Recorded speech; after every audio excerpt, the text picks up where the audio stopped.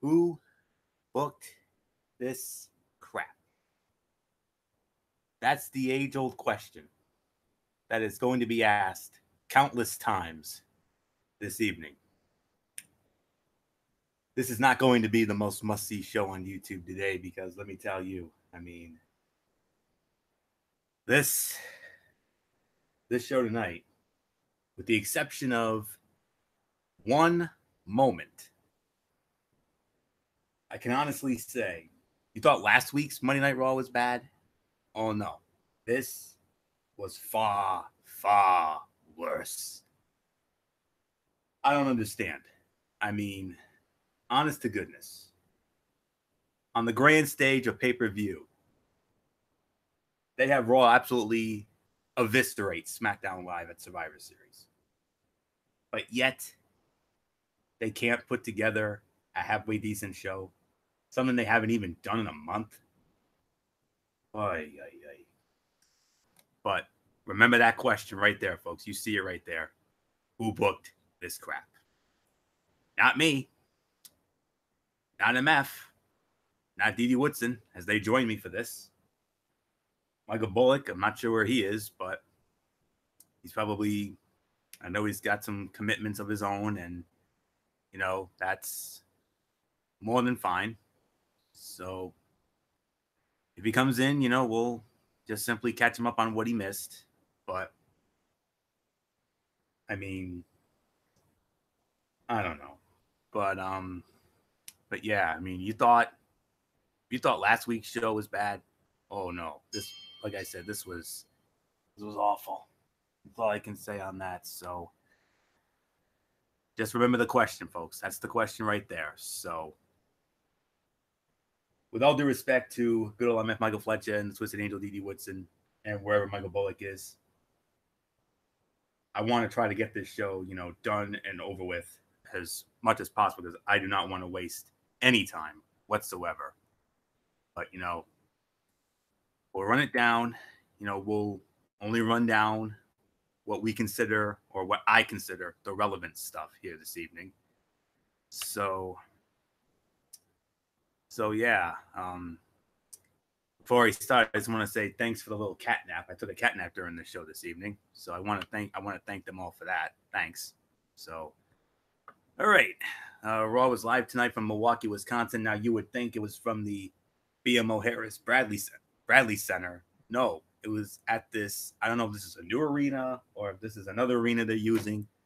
It's called the Fiserv Forum, and Fiserv Forum. You only had one truly memorable moment this evening. And it was, of course, because of Monday Night Raw's workhorse soldier, our frontline soldier. And I'm not at all surprised by that. So here you go. Started it off with the worst authority figure in Monday Night Raw history. Yes, he even makes the authority look really good. Constable General Manager elect Baron Corbin, yeah, and his henchman, his as Gorilla Monsoon would always say, stooges, snitches, what have you.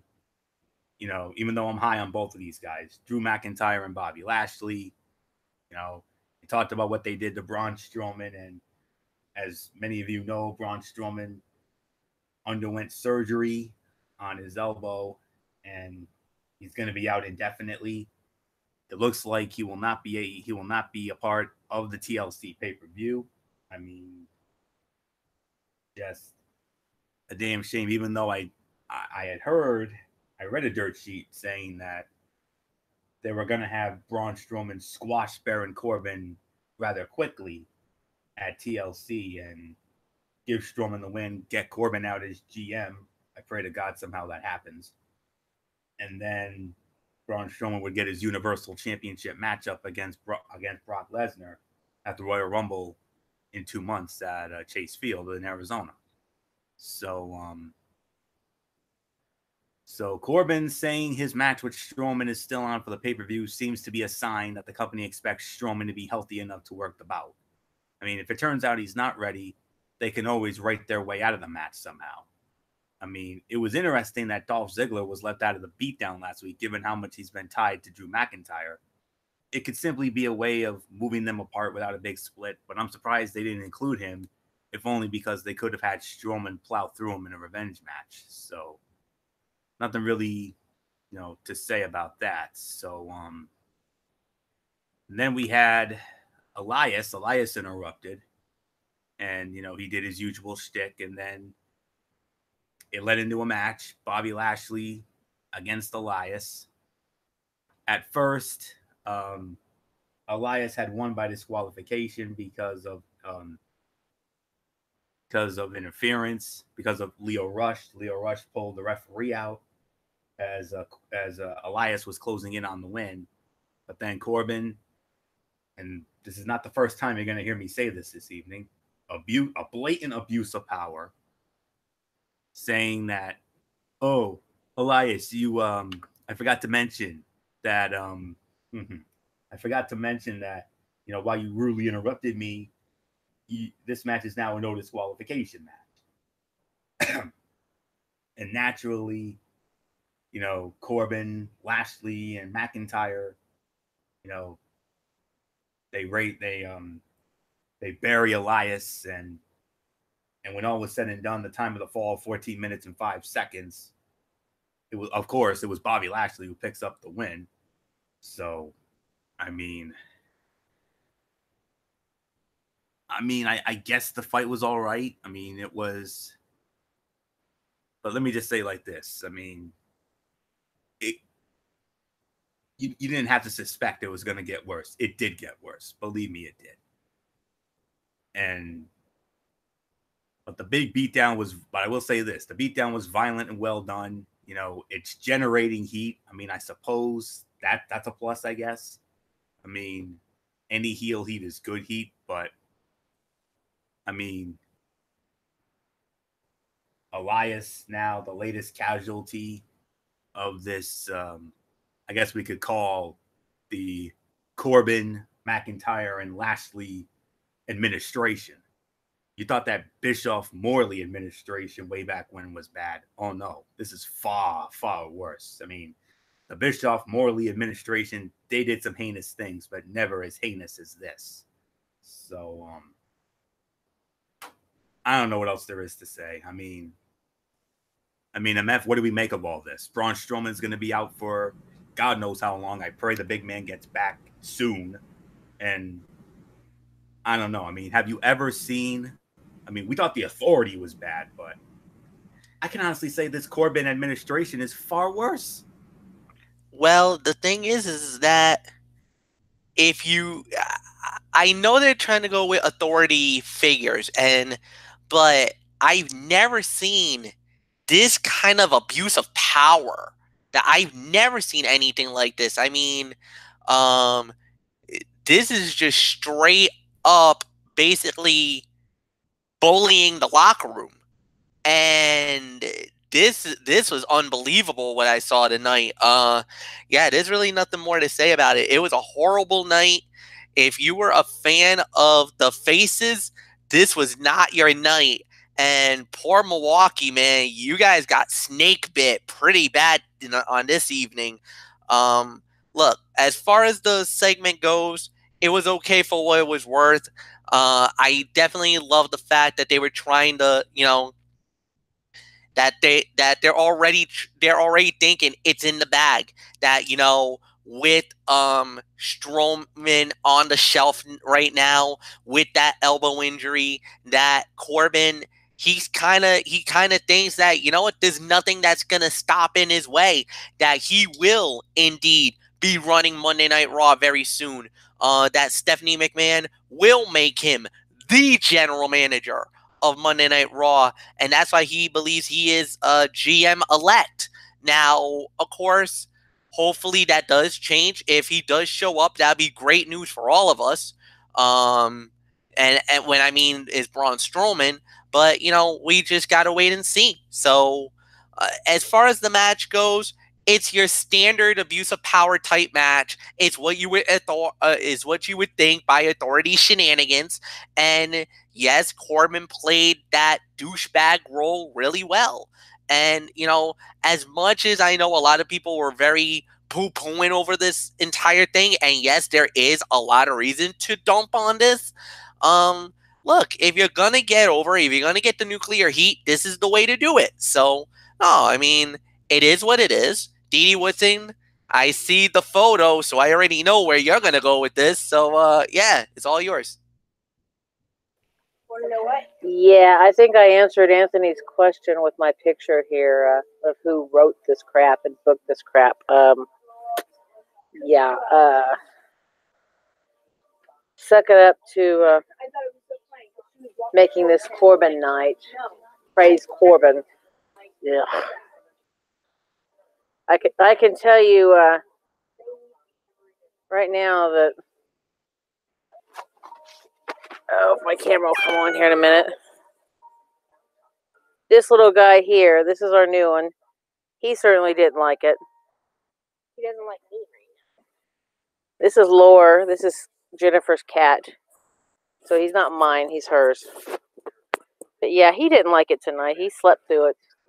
So yeah, Anthony, you're in the same page book with the cats. They all kind of slept through it tonight. So. But yeah, segment, okay. Normal heel type promo. Normal, well, I wouldn't exactly go normal. Maybe abnormal heel GM type crap. Pushing his power to where it's just beyond what it should be. Match, dud. Not much more. Let's move on. Yes. We could go all night about, everything that's wrong with this show. I could do it. I know damn sure Didi could do it. She has before, but let's be realistic. I mean, you're what I said. I want to get the show as done and over with as quickly as we can because, I mean, needless to say, I am not in the best of moods right now. So, all right, let's keep this gravy train rolling. We had, oh yeah, and you thought that first thing was bad. Oh, it gets far worse. Here's one thing that we definitely agree is wrong with Monday Night Raw: repetitiveness. How many times have we seen the same thing over and over and over and over and over again? Well, they did it again here. You remember last week when we had the Revival and the Lucha House Party in this ridiculous Lucha House Rules match? Well, they did it again. Lucha House Rules. Lucha House Party beats the Revival in 2.5 minutes. The only thing entertaining about this was Corey Graves' heel commentary. That was the only entertaining thing about that match. How does anybody really benefit from these silly Lucha House Rules? Lucha House Party win the matches and they gain nothing because it's an unfair advantage, and the Revival will just keep on losing. What are they going for? I have no clue. And then we had Nia Jax and Tamina come out, and Nia Jax,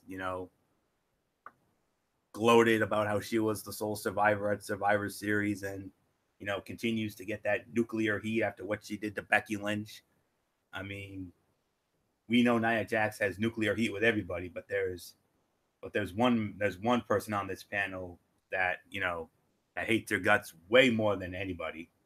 And that's, of course, the man that I consider the president of the Becky Lynch fan club, good old MF Michael Fletcher. Nobody's more angry at Nia than he is. But anywho, she, got over that, and then she shifted the focus to Ronda Rousey, and it is official at TLC. They will battle it out for the Raw Women's Championship. But then Ronda came out and Ronda just, had her rebuttal, and Nia and Tamina were about to, Ronda Rousey, she tried to basically issue an open challenge to Tamina there, and Nia says, not tonight. You're not doing, it's not going down like that. And then we thought they were going to get in her face, but then Natty comes out, Natalya. And we thought we were going to have maybe maybe a tag match there. I would have been okay with that. But then, no, the Riot Squad come out, and that's basically what that was. So, yeah, this was a very poor segment. I mean, Nia Jax came off as slightly intimidated by Ronda by backing down from the fight. And her line about stalling for time made no sense, and seeing Tamina could have easily attacked her at any point. And I am beyond bored and over the ineffective weekly attempt to make, to make this relevant. I mean, I don't know what else there is to say. So, anyways, let's continue this on, and I promise, guys, there will be relevant stuff on the show. I mean, yeah, right. Let's be realistic. Then we had a Raw Tag Team Championship matchup. We had the AOP defending against Chad Gable and Bobby Roode. And AOP successfully defend in 8.5 minutes. They're still the Raw Tag Team Champions. And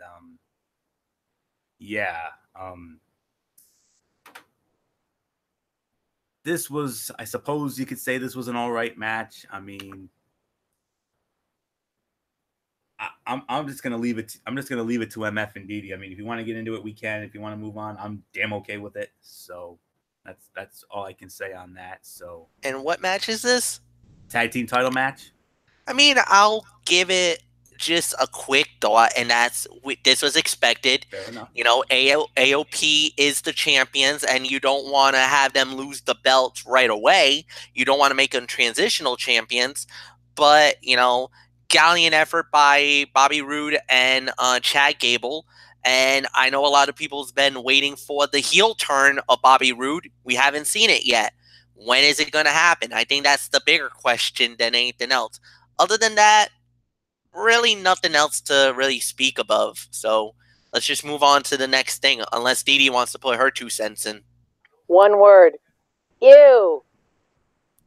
I think you know what I'm talking about. Ew. Maverick, yes. Yeah. Oh no! Don't tell me he did it again. No, he didn't. He didn't do it again. But they showed. They showed a moment during the match, like towards the tail end of the bout. They showed a shot of him actually using the men's room. So that's on the robe of Roode. Oh, that's so disrespectful. Now you see why I said one word. Ew. Oh. That pretty much sums up the show tonight, Didi. Yeah, no. Move on, please. Awful. Please. Awful. I mean, Bobby Roode looked like an idiot for caring more about his role than winning the titles. And the fans clearly didn't give a damn about any of that based on their non-reaction. And quite frankly, what Drake Maverick did, I mean, I wish he would have done that to the Monkey Riders who came up with the script for this show tonight. Me personally, I would have wiped my you-know-what with it. That would have been the best TP I have had in a long time. Yeah. Okay, let's see. What else do we have? Well, it gets worse. You're like, no, it can't get worse. This is Monday Night Raw we're talking about, people. This ain't no SmackDown Live where everything's damn good every week. No. Because of Braun Strowman's injury, Ember Moon now has a new tag team partner in the Mixed Match Challenge. Kurt Hawkins. Are you serious? Kurt Hawkins, who's 0 for the century? I'm wrong. I think it was 0-237, I think, the last time we counted. Or that's what I heard from the commentary tonight. But, yeah, no.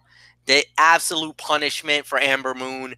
She basically was one of the favorites in the Mixed Match Challenge. Yeah, kiss those hopes and dreams goodbye now, sweetheart. Because there's no way they're going to win it now. Not with that decision. Basically, Corbin just systematically screwed Ember Moon out of winning the Mixed Match Challenge. And more importantly, he just screwed her out of the opportunity of being number 30 in the Royal Rumble. What a shame.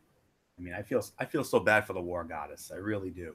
I mean, promising talent, NXT, you know, those great series of matches she had with Asuka.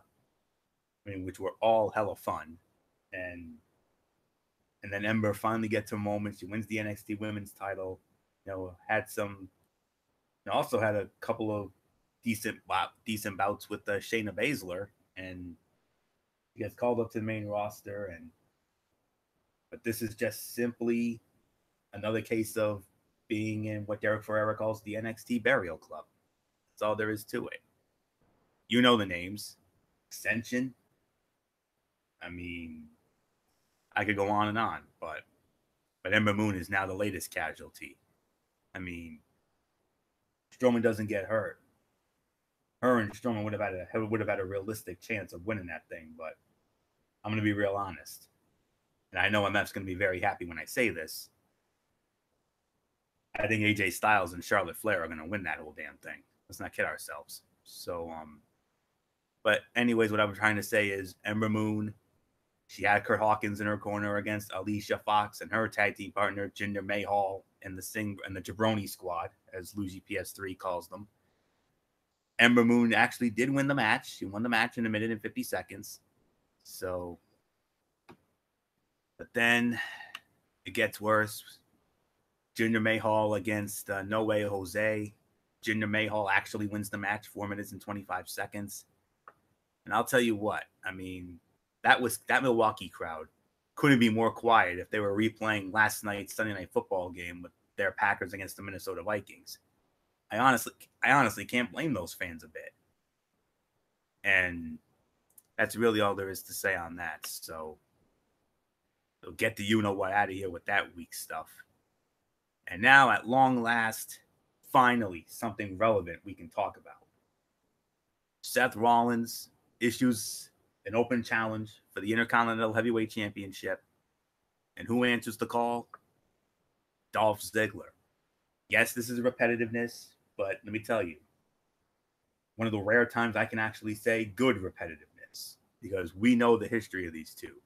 We know the chemistry these two have together. Did they deliver again? Of course they did. Winner of the match in 20 minutes and 50 seconds, and still the Intercontinental Heavyweight Champion, Seth Rollins. You know, back in the old days of the World Series, you know, when the World Series started over 100 plus years ago, those series used to be best of 9 series.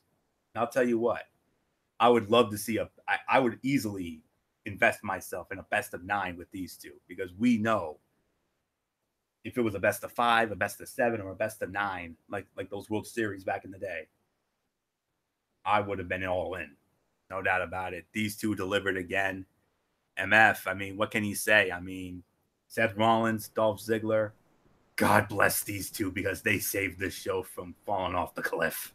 Well, the show did fall off the cliff. What are you talking about? But this is actually good enough to actually get a rating. Definitely, without a doubt, the fight of the night. Definitely the best moment of Monday Night Raw. The only highlight of Monday Night Raw. And this was a 3 to 3.5 star fight. This was an excellent match. Seth Rollins and Dolph Ziggler know each other really well. They fight each other really well. Their chemistry is amazing. And once this was all said and done, yeah, this was an incredible night. Nothing more to say, but this was as good of a game that you could have done. Yeah, definitely. Like I said, the highlight of the night for me, and the best match of the evening. So nothing more to say. 3 to 3.5. Dee, what's in it? Yours? Yeah, I'll agree with the rating. This definitely was the fight of the night. I mean, it was nice to actually see Ziggler in a match and not have someone interrupt to help him win. You know, this stayed 1-on-1. Nobody else ran in for either man. Right, straight down the middle. Very good match. So, yeah, I would definitely agree with the rating. of 3 to 3.5. So, Florio, it's yours. With all due respect, my friends, I think you slightly underscored this. I'm giving this a solid 4 because not just because of their previous history, but this match here. I mean, this one definitely delivered. It is no secret that Rollins and Ziggler work well together.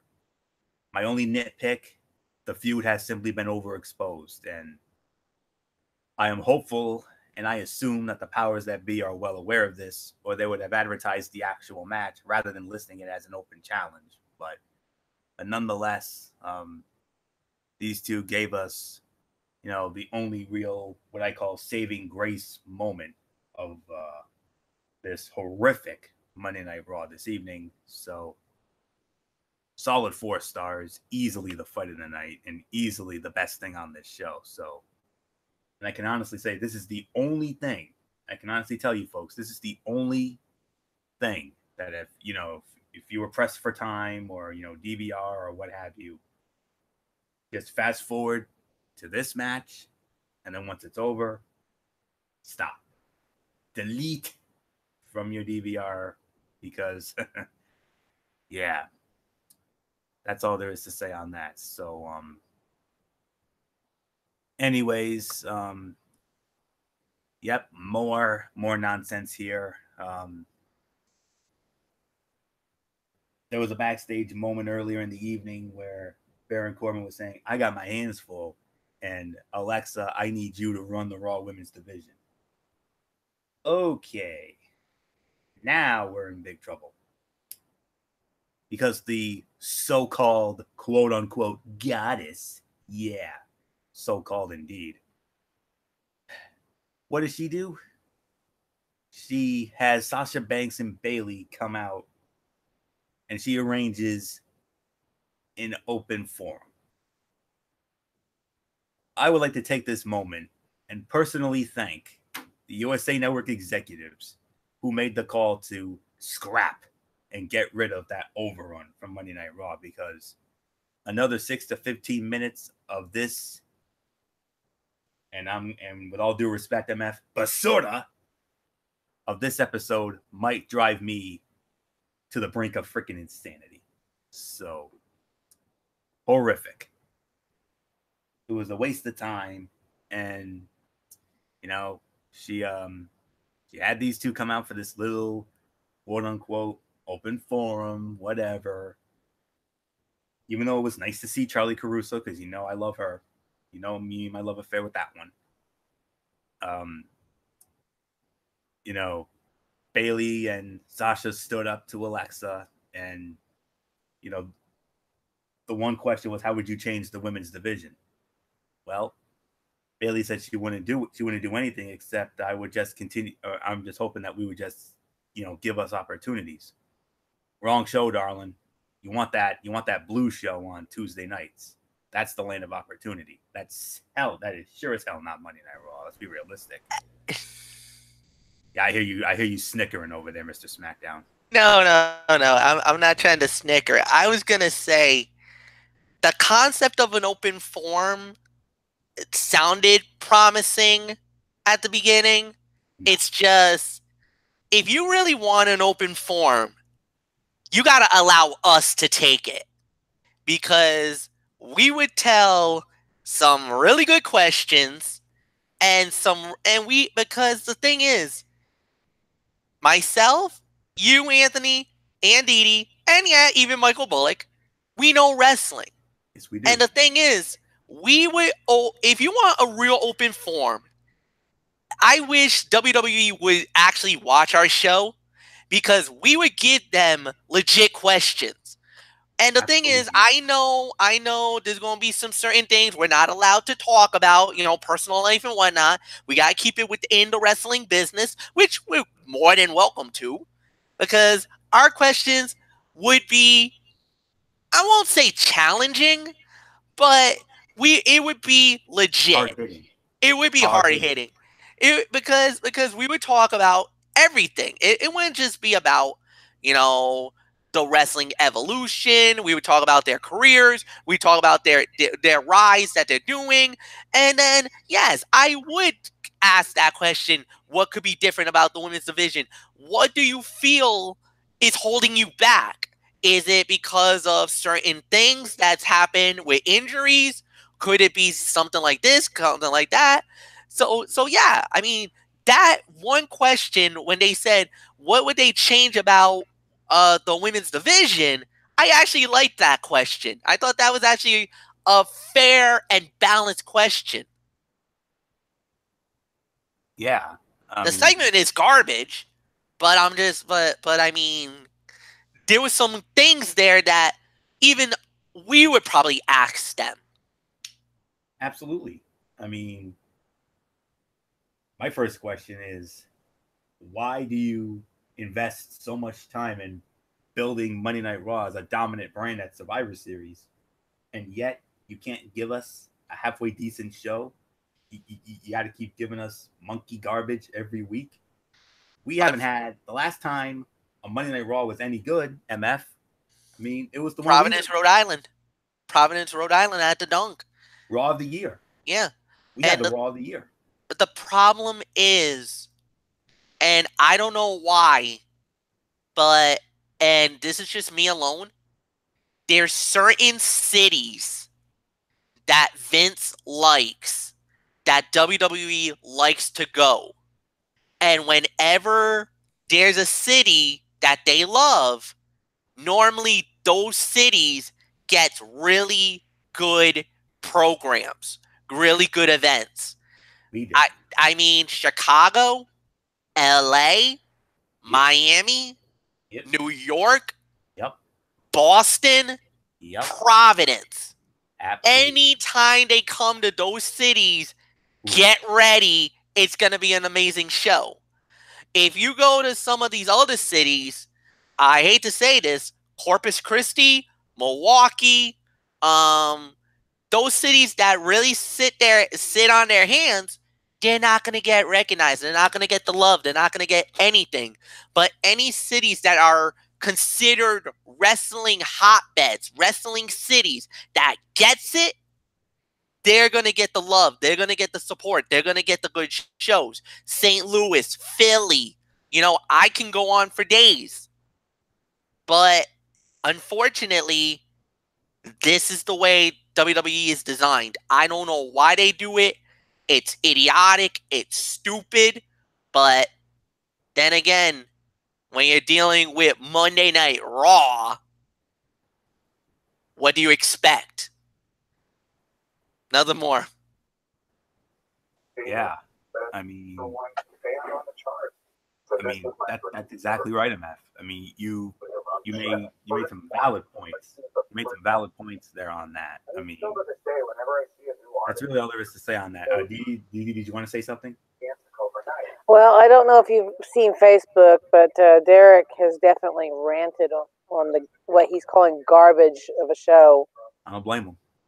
So he's saying that they really need to truly change this because it's embarrassing on every level. We demand better. We do demand better. And you know, his YouTube channel, you go on there, you're going to hear major rant because we're all, you know, I agree with him. I know Florio and Fletch agrees with him. You know, we're sick and tired of the same repetitive garbage that we get every week on Monday Night Raw.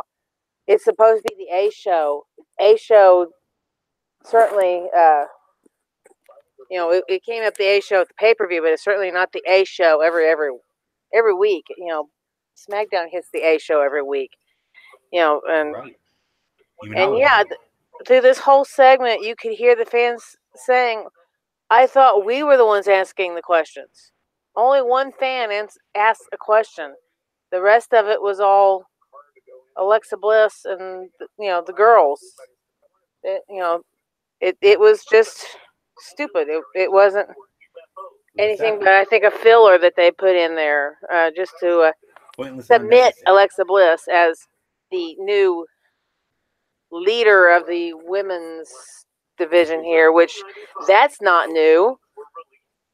My favorite diva was the leader of the Impact division of ladies at one time, the Knockouts division.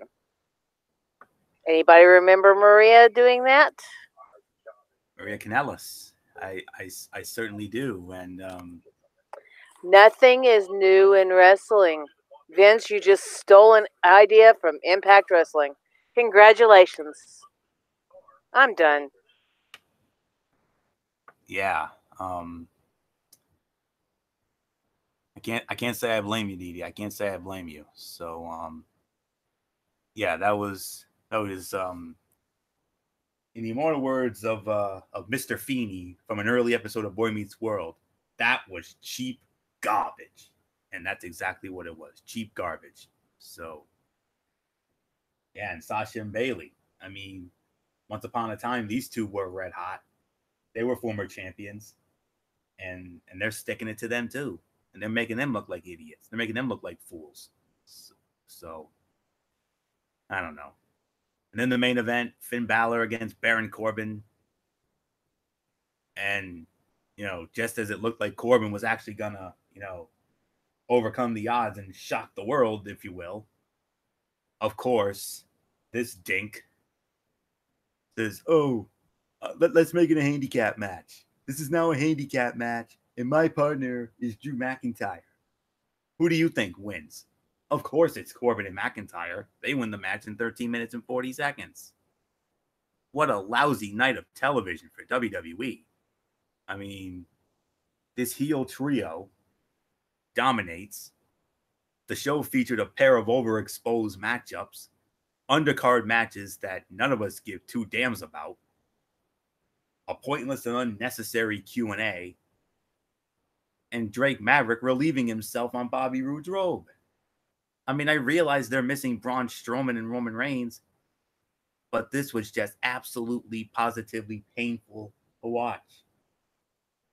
I'm just going to go right into my overall thought on this show. I would give it a 0 out of 10, but I'm not going to punish Seth Rollins and Dolph Ziggler for busting their asses and giving us a good match. And, at least they're the only ones who really showed up this evening. So because of those two gentlemen, I'm going to upgrade it, and I'm going to give this show a 1 out of 10 and say that this was far and away the worst Monday Night Raw of 2018. I thought it couldn't get any worse than last week in LA. Well, newsflash, folks, it did. So nothing more to say on that. 1 out of 10. It really should be a 0, but it's not going to be because I'm not going to punish Rollins and Ziggler for busting their asses. At least they showed up tonight. So because of that, I'm giving it a 1 out of 10. So watch that match alone, folks. Nothing to see here, folks. Move on. Nothing to see. MF, take it. I will openly say that I'll give it a 2 out of 10 for Monday Night Raw because I'm going to give 1 point for Dolph Ziggler, 1 point for Seth Rollins, just for their performances alone. And then after that, that's it. You're not going to get anything more from me. Clearly, bad Monday Night Raw. Wasted 3 hours of my life. Thank you, WWE. But at least we get the niceness and the greatness that is SmackDown Live. I hope SmackDown Live did not see this show tonight, and I hope they don't repeat the same mistakes like Raw did, because guys, we don't need to make those kind of mistakes like what happened tonight. We are a lot more better than they are right now. That's a wounded animal. I smell blood. Guys, do your job and kick their ass again. Nothing more to say. Didi, what's in go? Well, at least SmackDown has one thing going for them that they announced tonight. Becky's returning. Yes.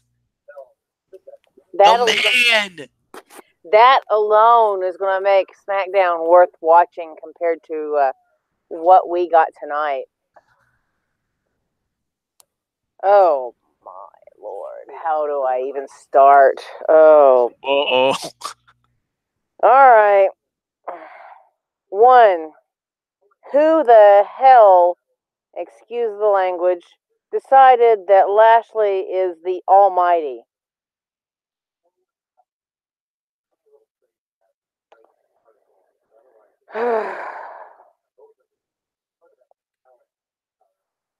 I'm not going to say much more because I know Florio knows where I would be going with that, and so does Fletch. You don't cross that line. Not with me. You get an F for that. Okay. That segment, F. You don't, in that match, F. You don't do that crap. That's baloney. And get the idiots out of the ring. We don't need the idiots in the ring with Corbin. Hell, we don't even need Corbin in the ring. Get him out of the ring. I don't even think we had a segment of the night because every segment was about as bad as every match except for Seth Rollins and Ziggler. That was the only relevant match we had tonight. So, I mean, come on. Why do we need to harp every week that Corbin is going to become the new GM? Well, if I was Stephanie McMahon, I certainly would have interjected tonight. But of course, Stephanie loves this idiot, so she's not going to interject.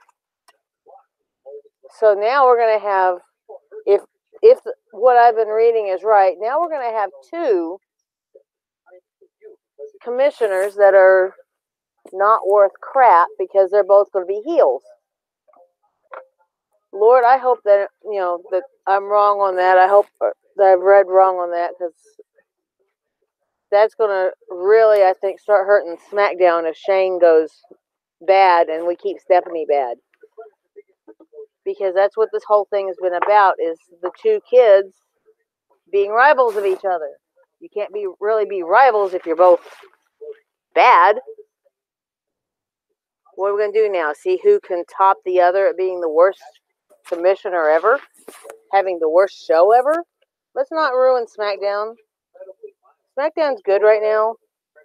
We just need to get Raw back on that page where they're going to be good. So, yeah, if you missed the show, and instead of even DVRing it, just go to YouTube because somebody's going to post it on there. And one match that was relevant. I mean, come on. I mean, the show's not even worth wasting your time to watch or anything. I can see where Fletch gave them each, a star, and I'll kind of agree with that. Although this show, I agree with Florio also. It should be a dud of a show, but you have one relevant match and a bunch of crap with a bunch of idiots on there, and since Alexa Bliss can't wrestle now, we have to take a page out of Impact Wrestling and make her in charge of a whole women's division.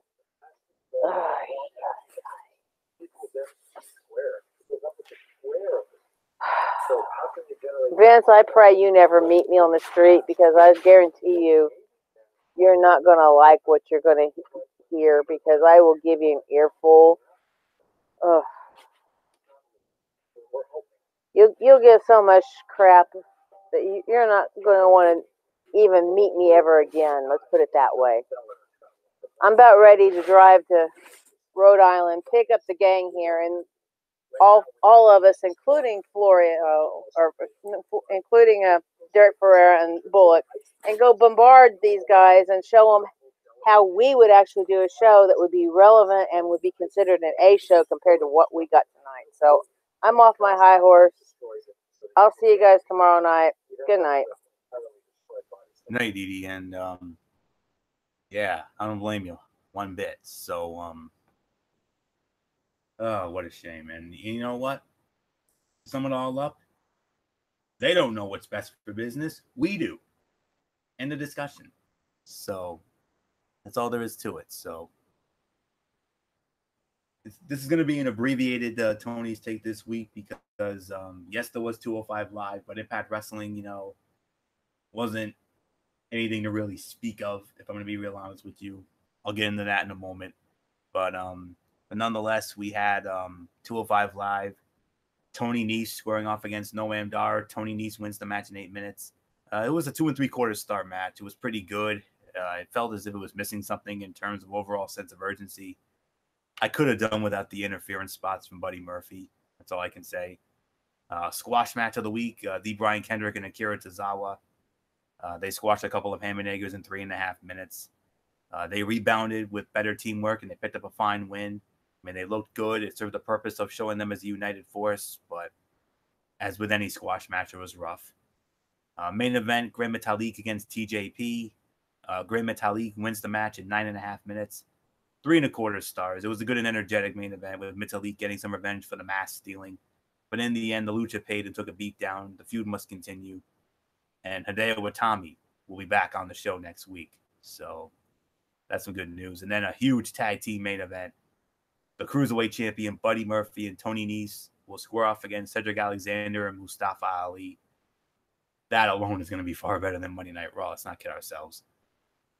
But this was a rare step down for 205. This was about a 6.5 out of 10. I mean, it was far from a bad show, but it was kind of a bit of a letdown compared to the usual shows. I mean, the wrestling was solid overall. They continued to build angles, so it was far from a waste. So I'll just, park it there.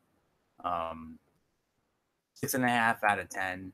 So Hideo Itami coming back, that huge tag team main event. That's going to be something to see. So now, as far as Impact Wrestling goes, it was really a one-match show because, it was a holiday show. And, of course, with it being Thanksgiving, and if you follow TNA like we all do, well, like most of us do, you know what it means. The infamous turkey suit was back. Yeah, and it was basically a 5-on-5 match. One team captained by Eli Drake. You had Eli Drake. You had Jay Christ from OVE. You had the beautiful Katarina. You had Rohit Raju from the Desi Hit Squad. And then, I'm not kidding you, the Disco Inferno. Yes, Glenn Gilberti. You remember him as the Disco Inferno in WCW. He did some work in the early days of TNA, back in the Asylum days, the NWA TNA days. And then you had another team captained by Falaba, and his team was, of course, his partner KM, Kikutaro from Japan, Desmond Xavier, and Alicia Edwards. I don't have a time of the fall, but the rules of the match are very simple. Whoever gets pinned or submitted, that individual has to don the turkey suit.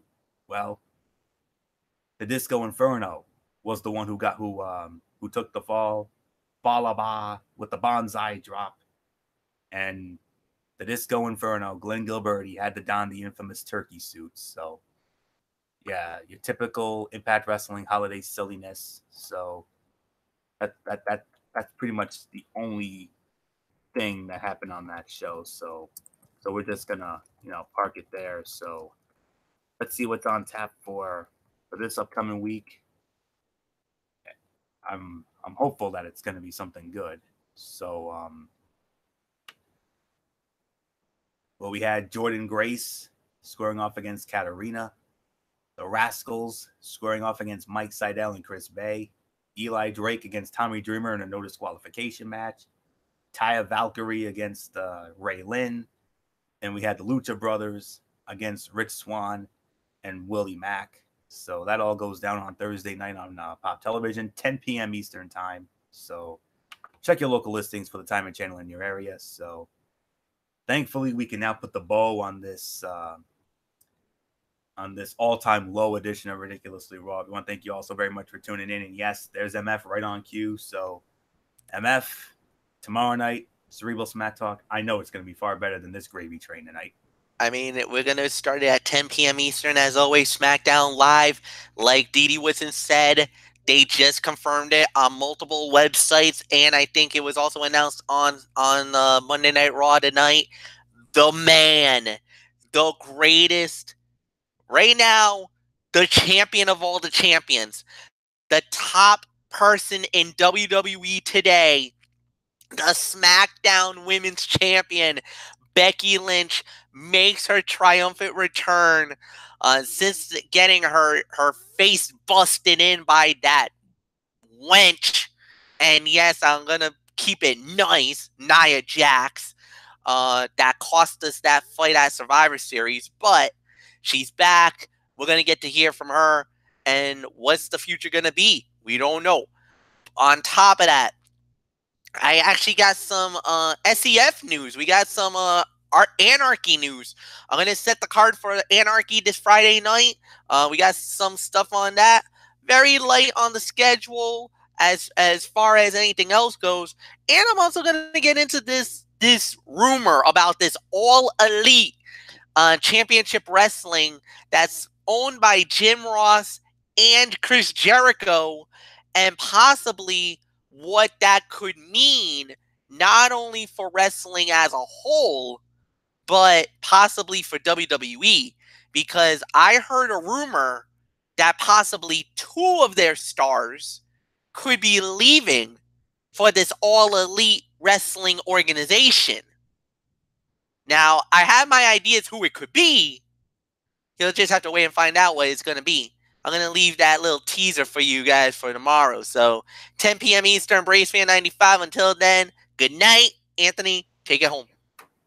All right. Thank you very much, MF. Yes, tomorrow night, 10 p.m. immediately following SmackDown Live, the Cerebral Smack Talk. You heard MF run down, what we're going to have, the review of SmackDown Live. And not only Becky Lynch, MF, but we're also going to have AJ Styles.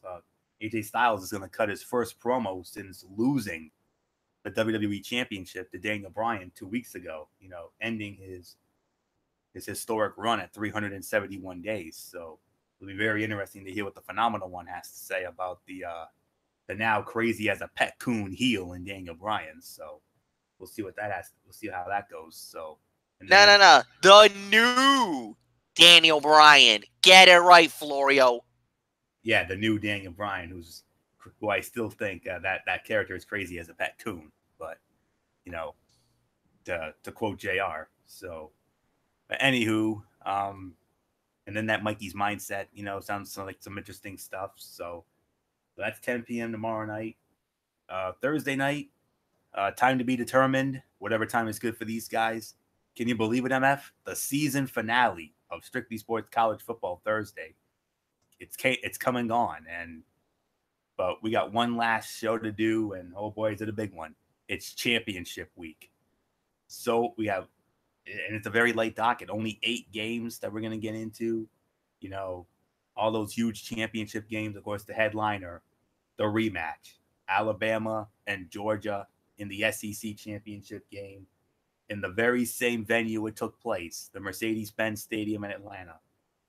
We'll get into that. We'll get into the Big Ten championship with Northwestern and Ohio State. We'll get into, the Pac-12, Utah and Washington, the ACC with Clemson and Pittsburgh, and so much more. That all goes down on Thursday in our final Power Bowl of the season. And then Friday night at 10:30, we got NFL Friday. We got some good matchups to get into. Of course, the big one that MF and I will have the most vested interest in, our game of the week. The Los Angeles Chargers and the Pittsburgh Steelers. That's going to be something else. So there's pretty much your schedule for next week. And then, of course, Ridiculously Raw, which I'm sure is probably going to be another gravy train of a show like tonight was. So that's all there is to say on that. So until tomorrow night for the Cerebral Smack Talk, it's your not so ridiculously over good brother Anthony Florio, for good old MF Michael Fletcher, and in spirit, the Phenom Michael Bullock, the Twisted Angel D.D. Woodson, and the Hardcore Pipe on Derek Ferreira. You know the routine, everybody. Thumbs up. Talk to you later. Yeah. Sort of Butch and Ford style. Bye for now, my friends. God bless. Be good to each other. Have a blessed Tuesday. And until tomorrow night for the Cerebral Smack Talk on the Math on Braves Fan 95, you were watching Ridiculously Raw right here on the Tone 25 and YouTube.com. And remember, no matter what anyone tells you, wrestling is indeed actually real. For everybody who's been a part of this one, for now, Florio, so long. Bye, everybody. Bye. And thanks for putting up with us tonight. Hopefully it's better next week. Bye for now.